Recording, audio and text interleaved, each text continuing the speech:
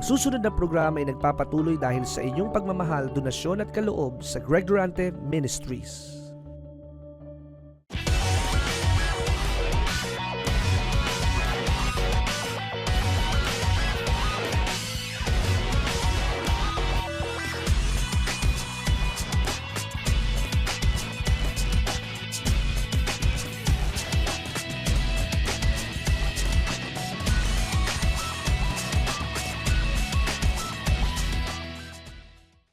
Hallelujah. Sige po, tayo pong lahat ay manalangin. Dakilang Diyos, aming Ama, salamat po sa gabing ito. Truly indeed, you are the God who extend your grace to 1,000 generations. Truly indeed, you are a merciful God and a loving God, and your faithfulness never ends. Kaya Panginoon, salamat po. Pinupuri ka po namin, pinararangalan at pinasasalamatan, at nawa ang mga kapatid na nanatili sa ikalawang gawain ngayon, Panginoon, as they receive the Father's anointing, they will receive also the Son anointing, and they will have a double portion of the blessing na ngayon lamang pwedeng mangyari sa kanilang mga buhay. Lord, salamat po as you prepare a banquet. Ngayon pong gabing ito, lahat kami ay maging malakas, masigla, at maging maalab, at hindi na maging katulad pa ng dati. Salamat po, Ama, sa iyong lahat ng papurit parangalang aming samot na langin sa pangalan ni Jesus. Ang lahat ng may hininga ay magsabi ng Amen. Praise God. So, maiksi lamang po ito sa Book of Proverbs chapter 3, verse 1 hanggang verse 12, and I will make it quick. So, the message for tonight is all about trusting God. Trusting God. Pagtitiwala sa Panginoon. And the key word is the 5 or 4-letter word or 5-letter word, T-R-U-S-T. Trust. Sabihin nga po natin ng sabay-sabay, trust. Sa Tagalog, pagtitiwala. So when you trust in someone, you give everything that you got. Amen? Pag nagtitiwala ka sa isang bagay, sa isang tao, pag ikaw ay nakasakay sa isang kotse, nagtitiwala ka na madadala ka nito sa iyong paroroonan.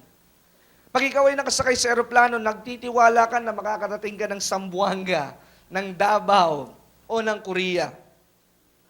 You are in a agreement na kapag ka nagtitiwala ka, this thing or this person can take you somewhere, that you're able to experience how God can work in your life. Kaya nga pong sabi po ni Haring Solomon sa verse 1, My son, do not forget my teaching, but let your heart keep my commandments. So ito po'y paalala.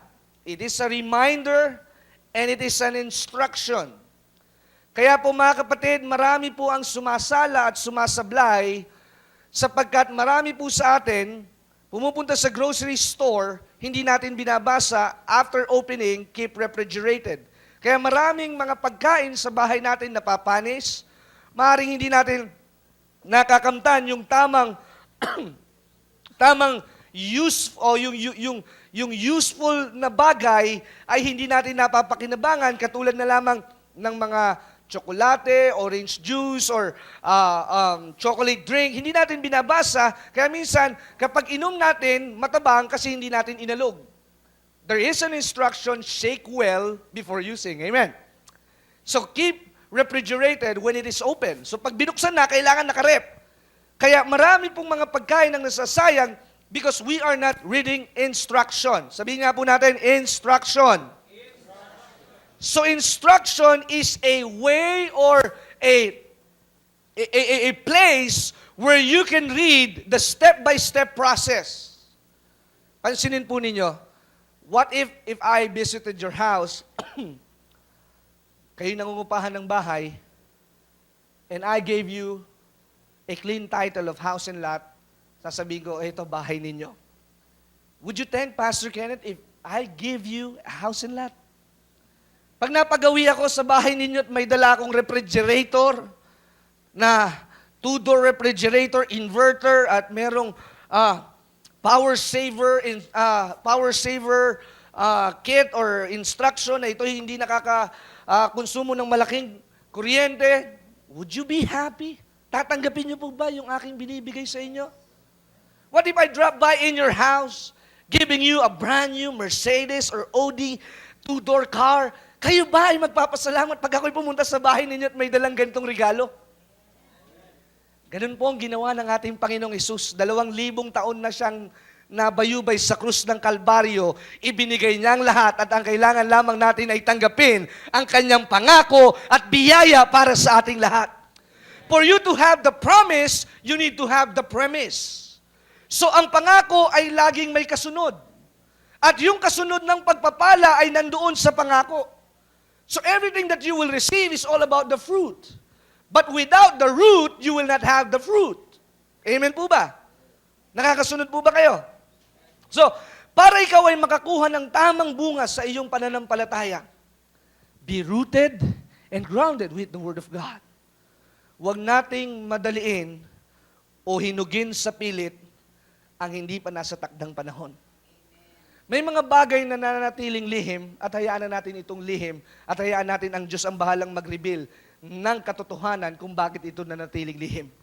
Maaaring noong mga panahon na nalugi ka, maaaring noong mga panahon na ilang negosyo ang iyong binuksan, at maaaring nagtatanong ka, Lord, bakit hindi ko na-discern yung magbibigay sa akin ng talbog na tseke? Bakit hindi ko na-discern yung kumpanya pa lang yun ay magsasara?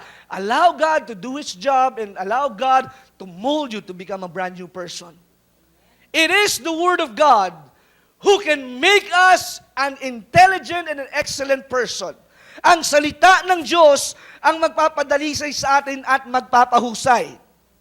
Kaya nga po ang sabi po ni Haring Solomon, ito ang kanyang tinanggap na kautusan. Do not forget my teaching, but let your heart keep my commandments. And what would be the benefit? Length of days and years of life and peace, they will be added unto you. So kapag meron kang kautusan, wherever you go, whatever situation or whatever time would be, you will be committed on what God wants you to do.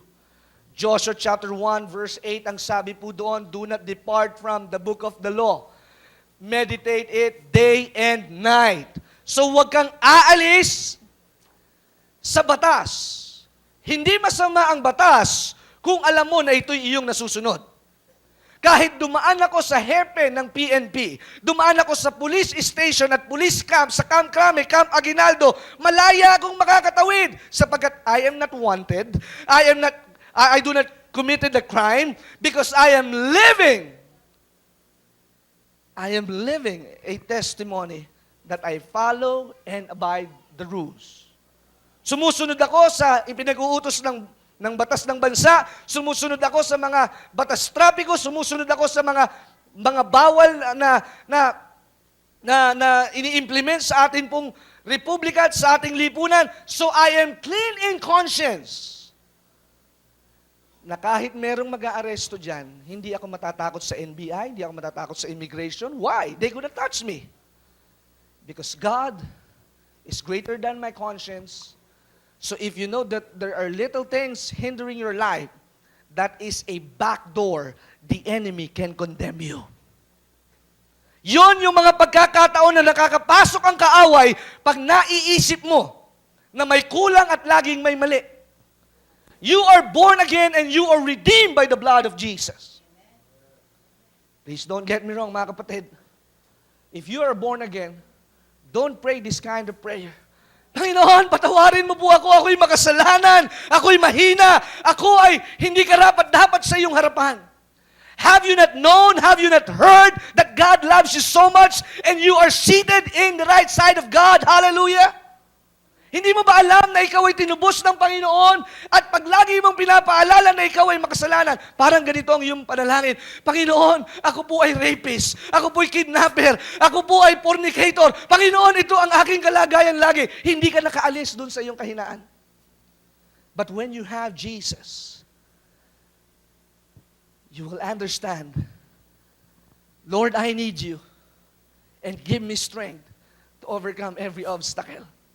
Hindi mo na laging ipapaalala yung iyong kahinaan at nagawang pagkakamali. Lagi mong hihingin ang kalakasan ng ating Panginoon.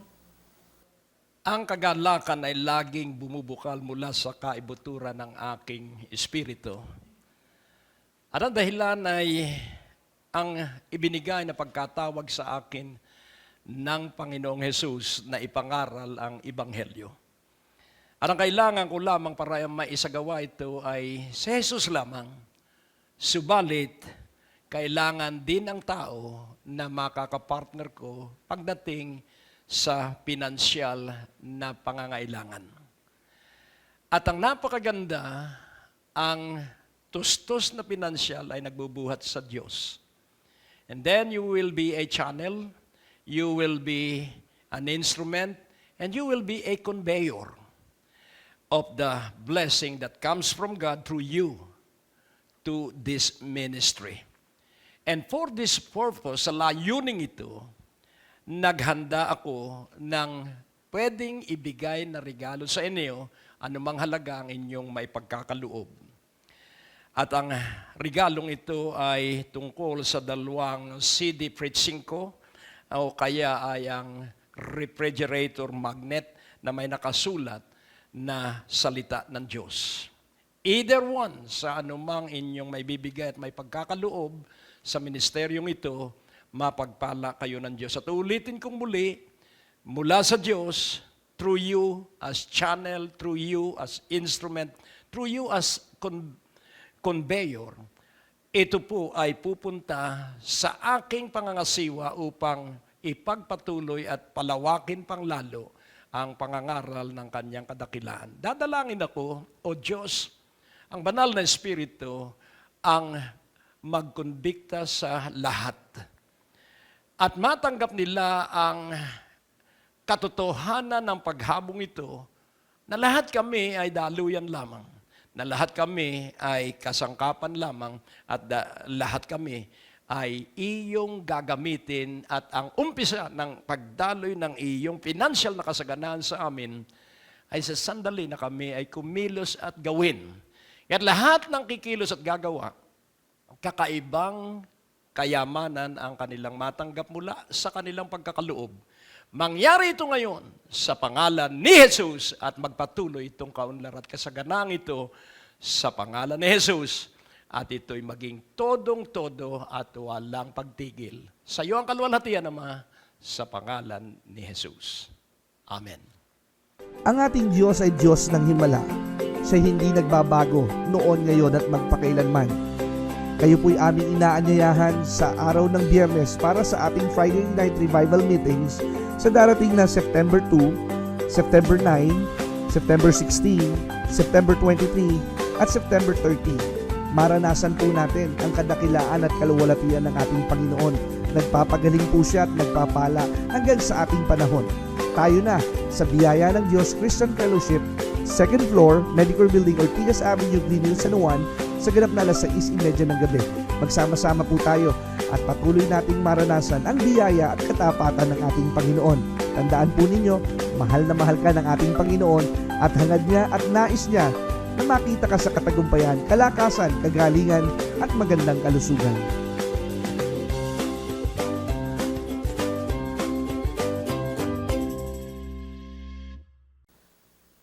Hindi mo na lagi sasabihin, Panginoon, patawarin mo ako, babaero ako dati. Hindi na, ayaw mo nang maalala yung nakaraan. So ang hihingin mo, Panginoon, bigyan mo ako ng kalakasan na ako'y laging mapasa yung grasya. Ang ibig sabihin po ng grasya, the grace is unmerited favor. Meaning, you do not merit it. It was given to you freely. Kaya ang salita ng Diyos, law and grace, it goes hand in hand. When you have the law, you believe that you cannot do it by your own strength. Kaya kailangan mo ng grasya so that you can abide in the law. Hallelujah. Jesus said, I have come not to abolish the law, but to fulfill the law. Kaya po maraming Kristiyano hindi makaabot sa pinakarurok ng biyaya na nais ng ating Panginoon. Because among themselves, hindi nila alam na sila'y matagal nang pinalaya at pinagpala ng ating Panginoon. Don't have the double-minded syndrome. Do not be hesitant.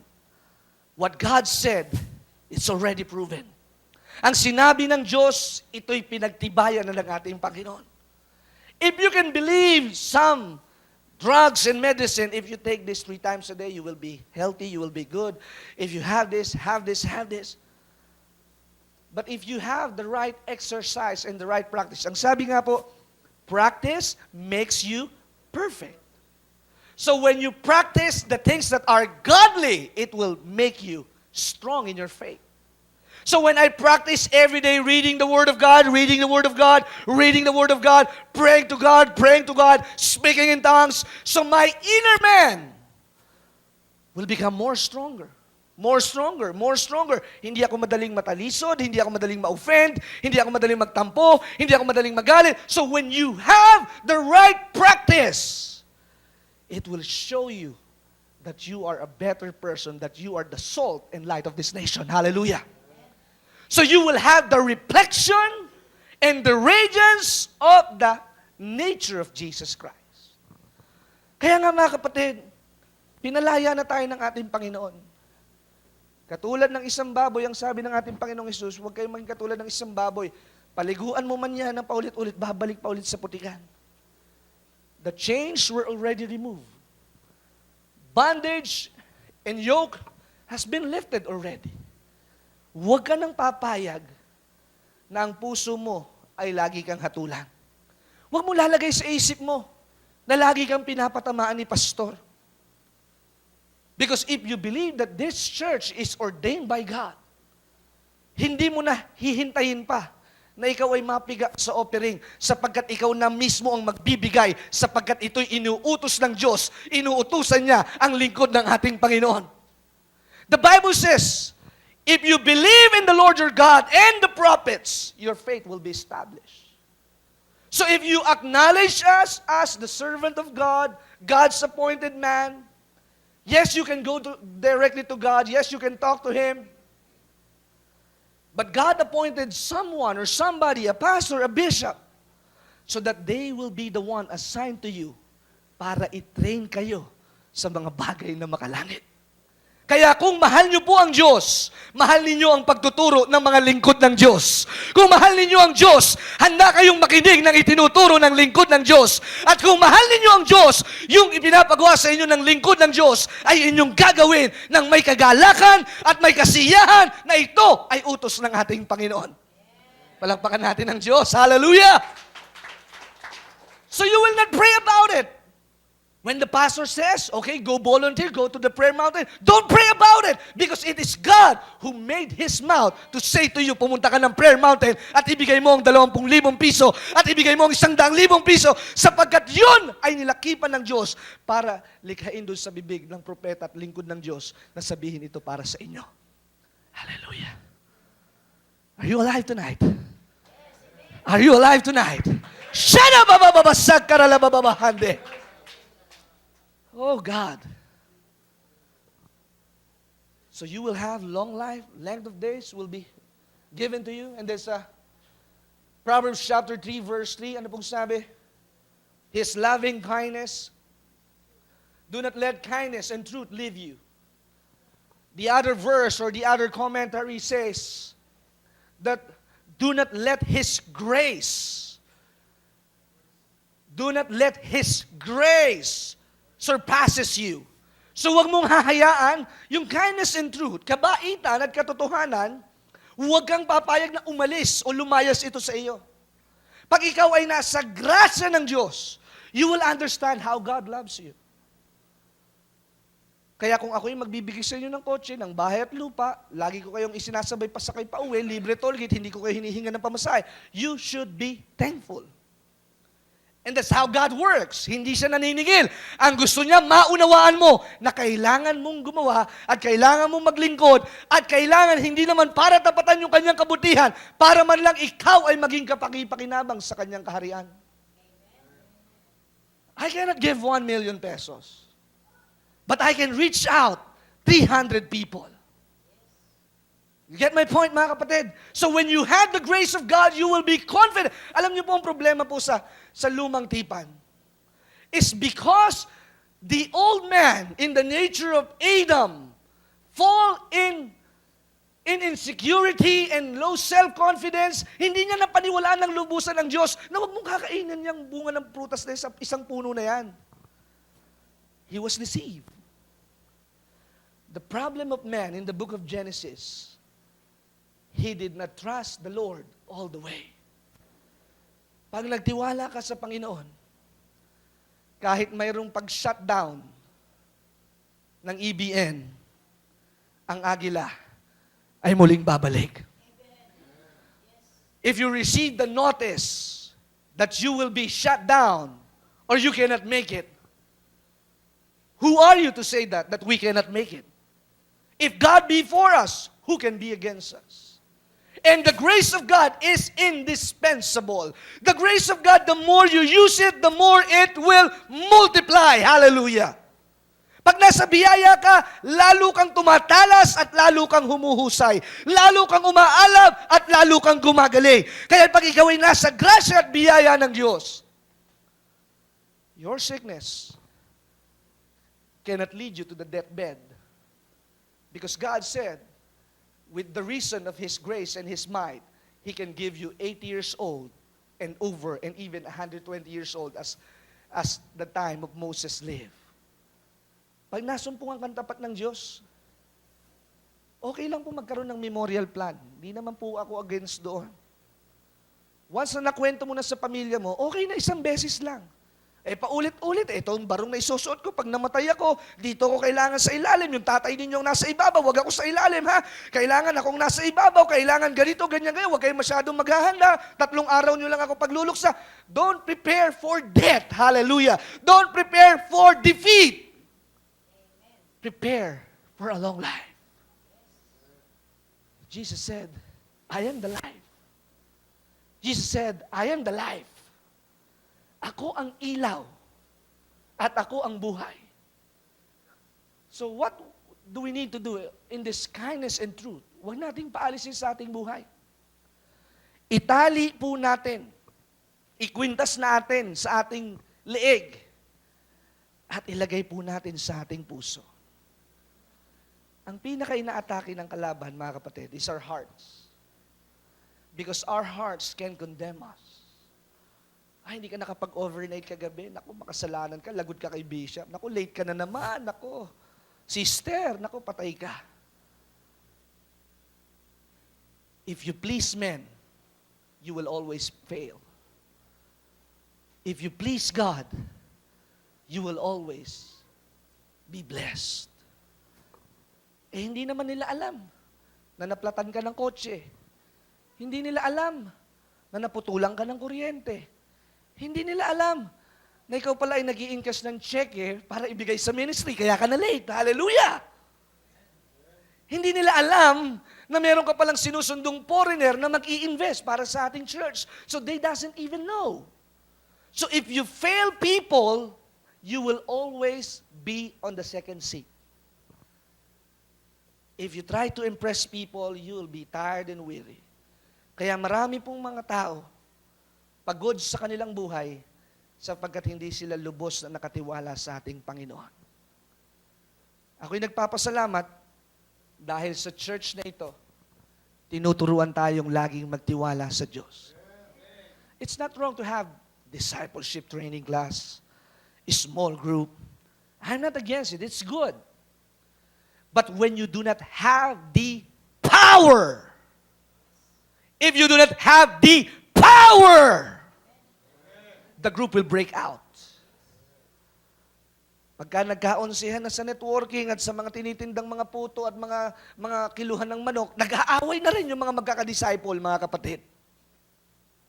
Pero when you have the power, yun ang masarap, mga kapatid.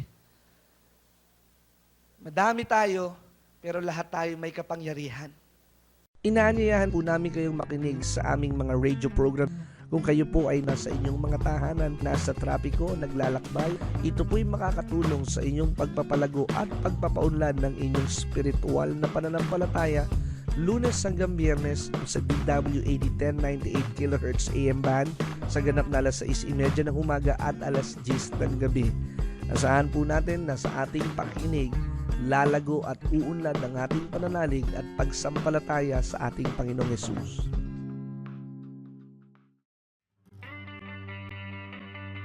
Malugod po namin kayong inaanyayahan sa aming mga Sunday worship services at kung kayo po'y malapit sa aming lugar, welcome po kayo na makasamba at makapagpuri sa ating Panginoon. Para po sa Metro Manila, ang biyaya ng Diyos Christian Fellowship ay matatagpuan sa 2nd floor, Medicor Building, Ortigas Avenue, Green Hills, San Juan, sa pangunguna ni Bishop Greg Durante. At sa Alabang, sa pangunguna ni Pastor Dexter Durante, sa 3rd floor, CRM Building, National Highway, Muntinlupa City. Sa Quezon City, sa pangunguna ni Pastor Lino Buyok, number 89 Fairlane Street, Fairview, Quezon City. At sa kabilang dako naman ng Quezon City, sa pangunguna ni Pastora Susan Porras, sa 4th floor, MSK Building, Visayas Avenue, Tandang Sora, Quezon City. At sa gawin naman po ng Laguna, nandiyan po si Pastor Kenneth Andrew Durante sa 3rd floor, Morales Mall, Binyan, Laguna. Sa Morong Rizal, sa pangunguna ni Pastor Rodel Pantaleon, sa 586 J. Pascual Street, Morong Rizal. Sa Antipolo City, sa pangunguna ni Pastor Dexter Durante, sa Barangay San Luis, Silawis Extension, Antipolo City. Sa gawin naman ng Cavite, nandiyan po si Pastora Aida de Guzman sa Munting Pariiso, Ibayo Estasyon, Naik, Cavite. Sa Quezon Province, sa atin pong Prayer Mountain, sa Barangay Kamaysa, Bukal ng Buhay, Tayabas, Quezon, sa pangunguna ni Sister Jennifer Gonzalez. Sa Nueva Ecija, sa pangunguna ni Pastor Enrique Cruz, sa number 028 Zone 4, Barangay Portal Rizal, Nueva Ecija. Sa kabilang dako ng Nueva Ecija, sa pangunguna ni Pastor Ruperto Rillo, sa Barangay Kabukbukan, Nueva Ecija. Sa Batangas, nandiyan po si Pastor Edgar Rillo sa F. Alex Street, Barangay 6, Nasugbu, Batangas. Sa Bicol Region, sa pangunguna ni Pastor Artem Landong, sa 2nd floor, Landong Building, 091 Corraldo Street, Zone 3, Tres Reyes, Bato, Camarines Sur.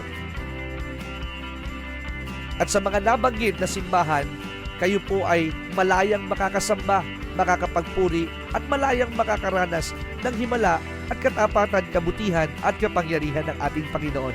Halina sa darating na linggo, magkita-kita tayo at wag po kayong pupunta na mag-isa. Magsama po kayo ng inyong mga kaibigan, kabarangay, kapitbahay at mga mahal sa buhay at patuloy nating ideklara na si Jesus ay Diyos at siya'y naghahari sa lahat ng may pananalig.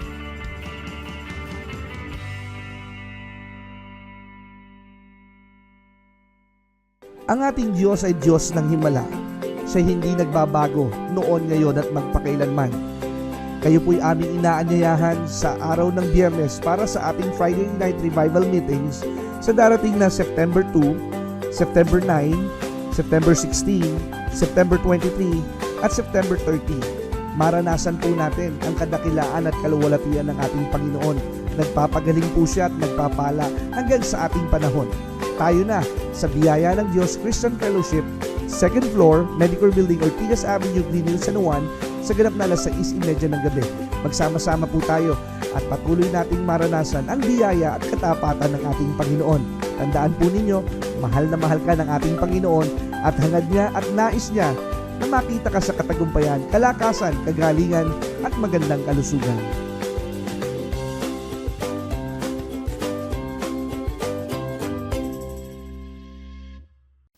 When you raise up your hands, when you pray for the sick, I hope you can capture this in your heart. Sana pag kumain kayo sa McDonald's, sa Mac, sa Jollibee, pag may nakita kayong may sakit, lalapitan ninyo, ipag-pray ninyo. Arise and be healed. Pag nasa mall kayo, sa Mall of Asia, sa Trinoma, meron kang nakitang bulag at disabled, bumababa sa disabled parking space, you come there and you lay your hands and somebody suddenly nakalakad. This is that kind of church in the last days.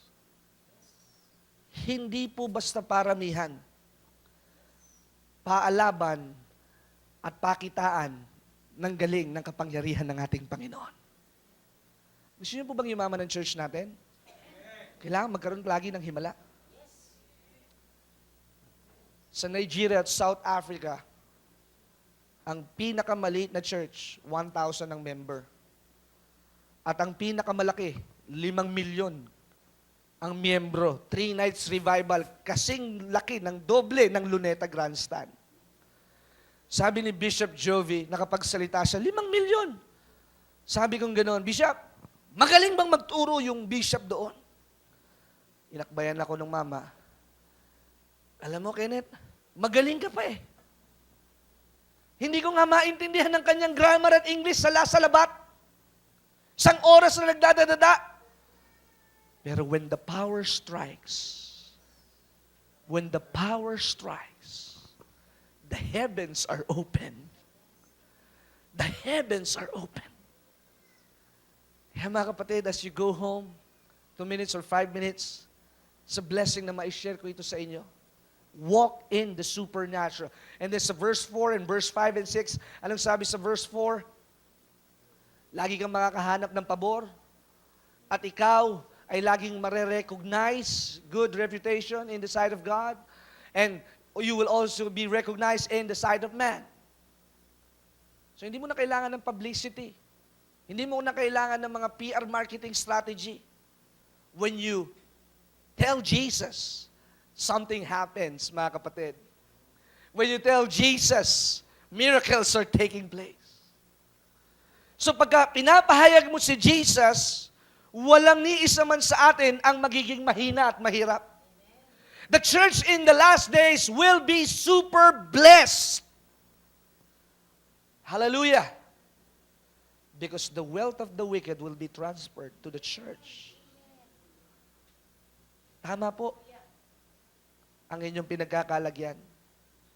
Tama pong dinadaluhan ninyong lugar.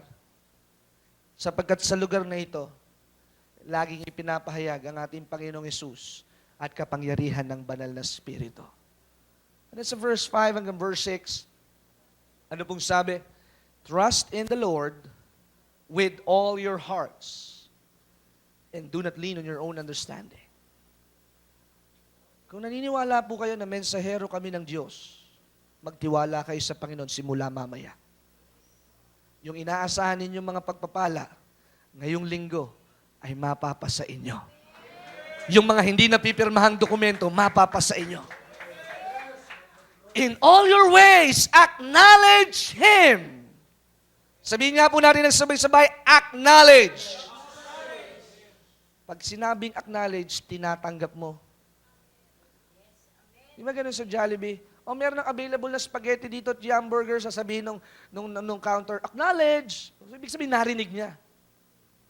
So acknowledge means you are in amen and you are in agreement that my path will be blessed. The rest of my life will be the best of my life. Hallelujah. What was lost, the Lord will return it double for each trouble. Hallelujah.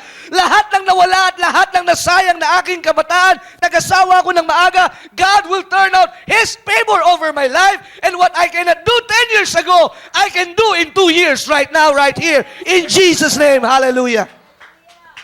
Yung mga taon na hindi mo nagawa yung mga dapat mong plinano at dapat mo sanang naikonsulta at mga araw at oras na nasayang at daang libong perang naaksaya, hindi ito nawala. Itong lahat ay mayroong pagkakatuunan at pagkakalagyan at yung 10 taon na pagbabiyahe patungo sa iyong pangarap. Hindi mo alam, baka sa susunod sa makalawa, nandiyan na ang ating inaasahan. Nandiyan na yung ating mga pagpapala. Pagbulat ng ating mga mata, nandiyan na ang biyayang para sa iyo.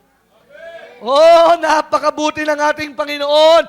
At hindi siya nagbabago. Siya'y tapat noon pa man. At siya'y nagtapat sa aking mga magulang. At sa aking panahon, ang Diyos ay mananatiling tapat. At kailanman, hindi ako manghihingi ng tinapay. Hindi ako manlilimos. Sapagkat alam ko, ang lahat ng nagtitiwala sa Diyos ay hindi magiging salat at hindi pang ukay-ukay, kundi nandoon lagi ang pinakamainam na pagpapala buhat sa ating Panginoon. Palakpakan natin ang ating Panginoon. It's good to look for a sale, in the mall. Okay pong maghanap ng sale sa mall. Pero pag may gusto kang bagay, mahihiling mo sa Panginoon at ibibigay ito sa iyo ng ating Panginoon. After the service 2 weeks ago, I was surprised. Lahat ng mga workers and leaders ng church, nagulat ako. Gagaling lang nila sa Morris Cerullo Conference. May mga dalang grocery, may mga dalang sobre. Wow! This is the church. Don't let your pastor be troubled in their needs. Amen. Hayaan natin ng mga lingkod ng Diyos ay magtuon ng kanyang buong lakas sa pakikipagniig sa ating Panginoon. And I am so blessed. Hindi ko pinagsisisihan na ang aking asawa ay pinag-resign ko. Hindi ko pinagsisisihan na hindi ako nakapagtrabaho sa sekular. Sapagkat wala palang pinakamainam na gawin, kundi magpalakas ng kaluluwa na malapit lang mag-suicide.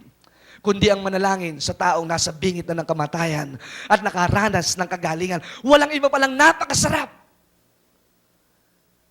na ikaw ay naglilingkod ng walang time in at body clock na kahit anong oras, daig mo pa ang doktor sapagkat ako ay pastor.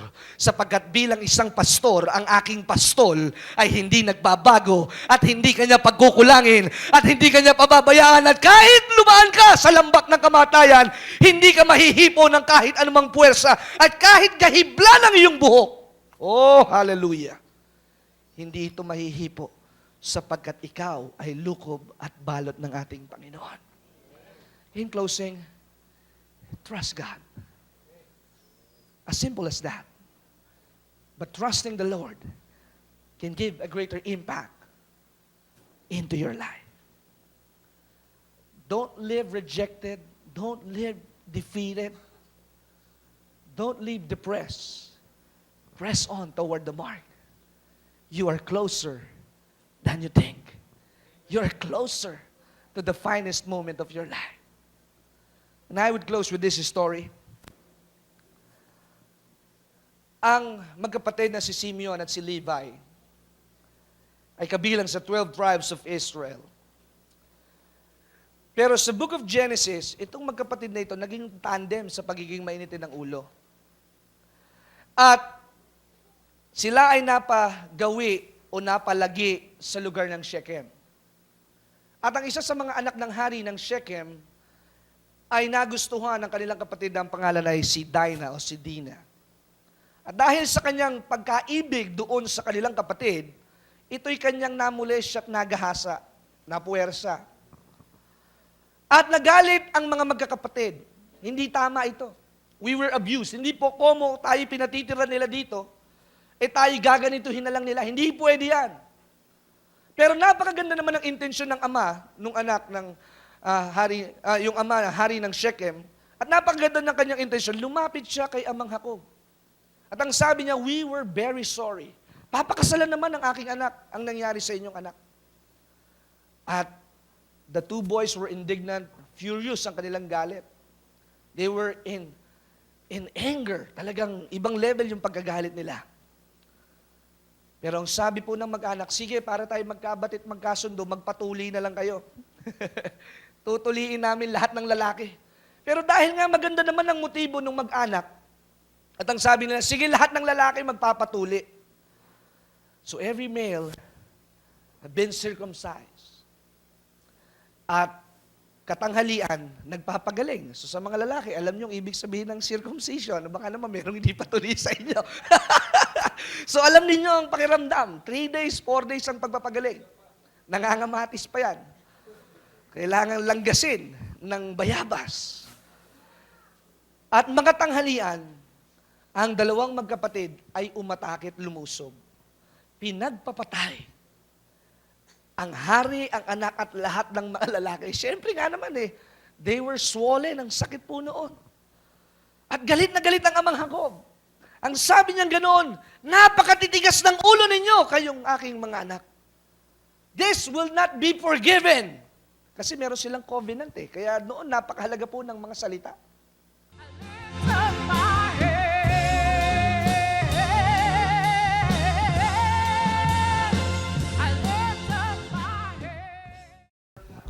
Purihin ang Panginoon na napakagalak ng buhay. Talagang napakabuti ng Panginoon sa bawat isa sa atin. Alam niyo po na tutuwa po ako sa Panginoon. Tuwing revival po, alam niyo po, ang sasakit ng mga tuhod ko, paa, pero yung crossing po ng taas ng tulay na po niyan, napapatakbo ko ng Panginoon para makaabot ako sa gawain. Thank you talaga, Lord. Napakabuti talaga ng... Hindi ako makasakay ng jeep kasi mag-aalas na po. Pero yung dumating yung bus, ay salamat po, Panginoon. Abang nasa tricycle po ako mula sa Mandaluyong, papunta po rito, wala akong nababanggit kundi ang Panginoon. Napakabuti mo, Panginoon. Alam mo po, Panginoon, pararatingin mo ako sa gawain. Tapos naggigiping kitang sako, Holy Spirit, habang binubuksan ko yung bibig ko, natutuwa ako sa Panginoon. Gagamitin ako ng Lord. Maraming salamat. Salamat talaga.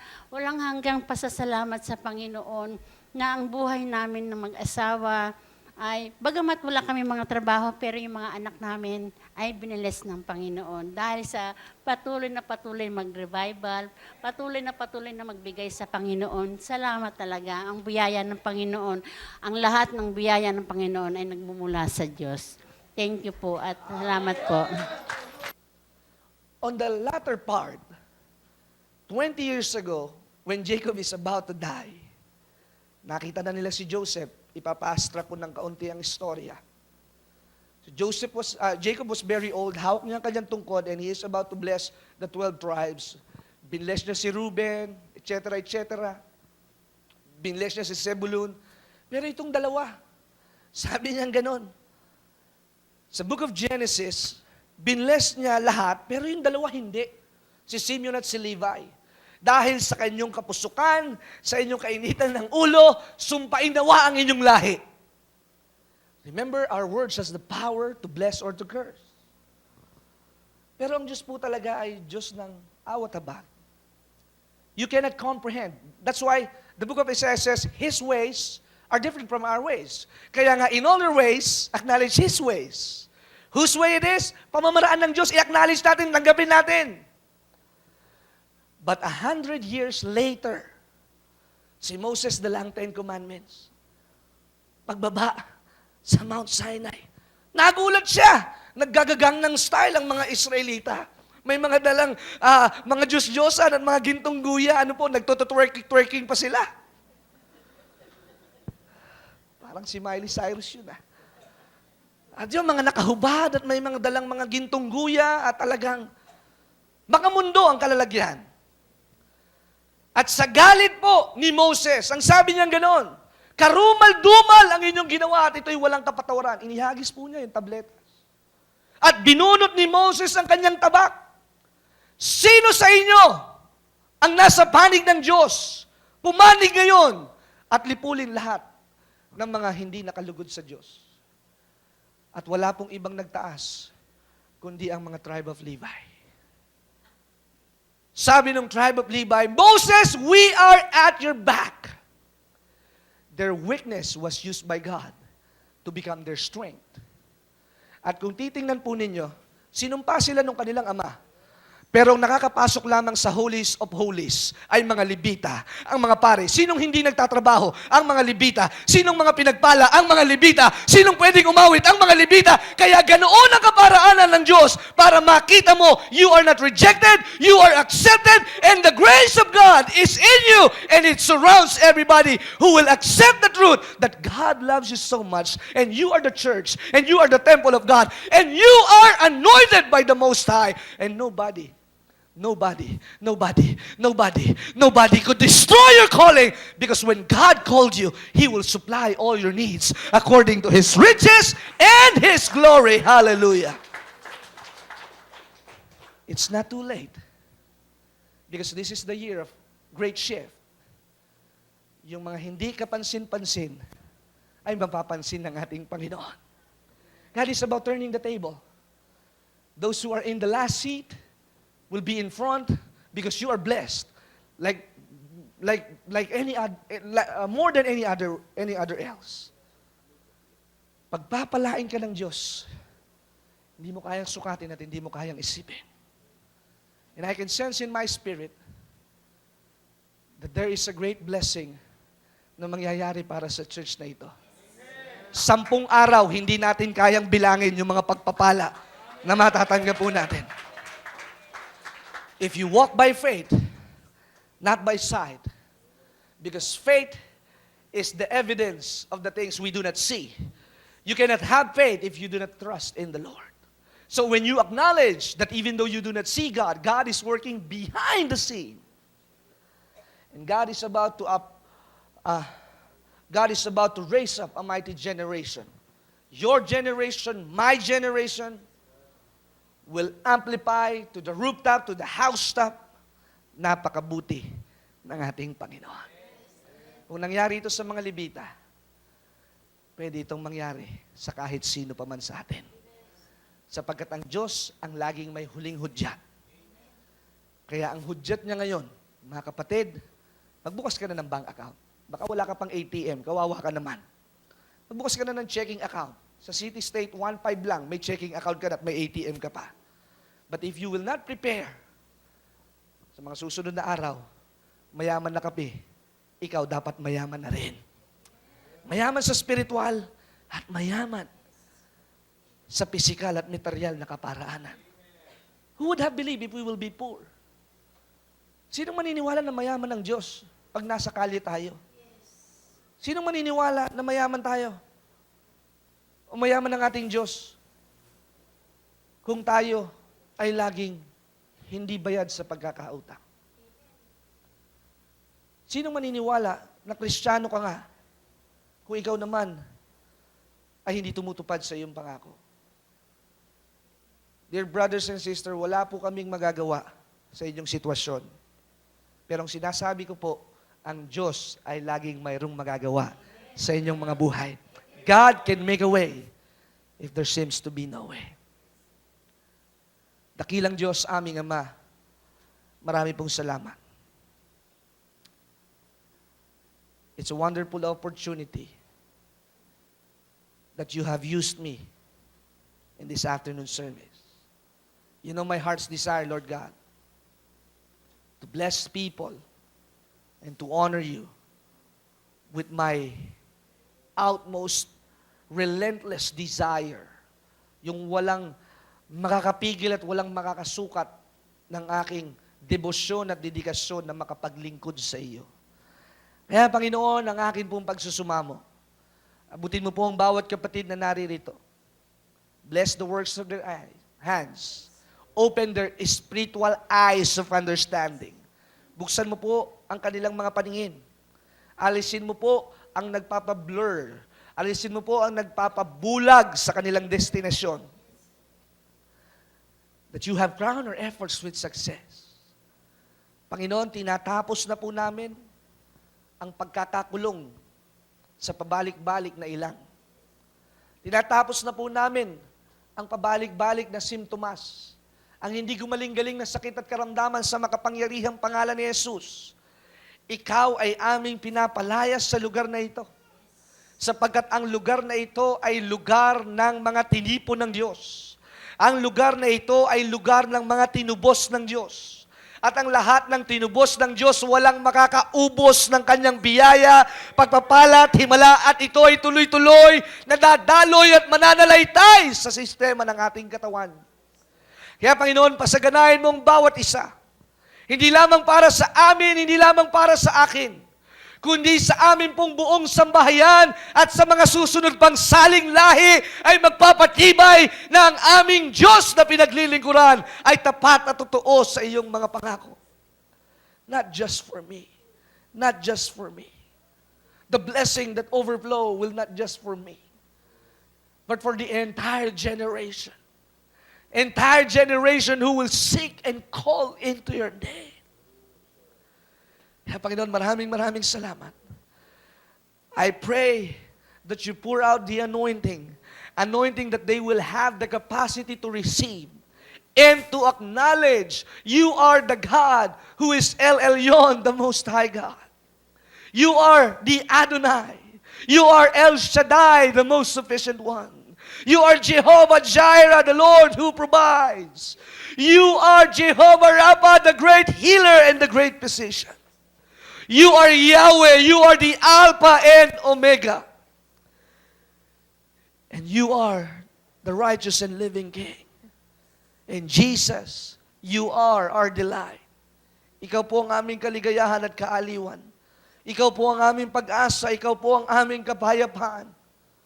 And Lord, as you held in your shoulder the government, you pass it through us, that we are here not to be destroyed, but to govern your church, the body of Jesus Christ. Kaya Panginoon, maglikha ka po ng mga lalaki at babae na magiging naming katuwang hanggang wakas. Mga financial end-time supporter, mga workers, mga leaders who will go beyond restriction, who will go beyond their capacity and look out into your hands that your supply will never run dry. Your supply will be unlimited and it will never be hindered. Ora bababasak karalababahande. Kaya Panginoon, maraming pong salamat. Let your blood cover us. And let your presence surround us. And this we give thanks in Jesus' name. Amen. Palakpakan po natin ang ating Panginoon.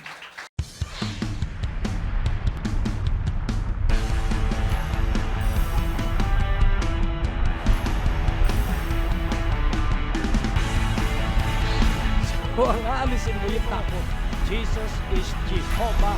You have the power to decree.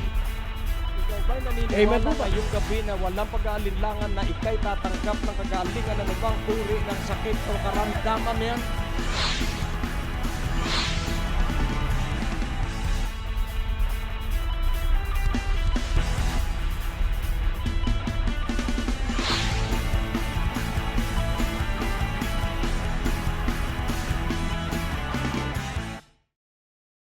Ang ating Diyos ay Diyos ng himala. Siya hindi nagbabago noon, ngayon at magpakailanman. Kayo po'y aming inaanyayahan sa araw ng Biyernes para sa ating Friday Night Revival Meetings sa darating na September 2, September 9, September 16, September 23, at September 30. Maranasan po natin ang kadakilaan at kaluwalhatian ng ating Panginoon. Nagpapagaling po siya at nagpapala hanggang sa ating panahon. Tayo na sa biyaya ng Diyos Christian Fellowship, 2nd floor, Medicare Building, Ortigas Avenue, Green Hills, San Juan, sa ganap na alas 6:30 ng gabi. Magsama-sama po tayo at patuloy nating maranasan ang biyaya at katapatan ng ating Panginoon. Tandaan po ninyo, mahal na mahal ka ng ating Panginoon at hangad niya at nais niya na makita ka sa katagumpayan, kalakasan, kagalingan at magandang kalusugan.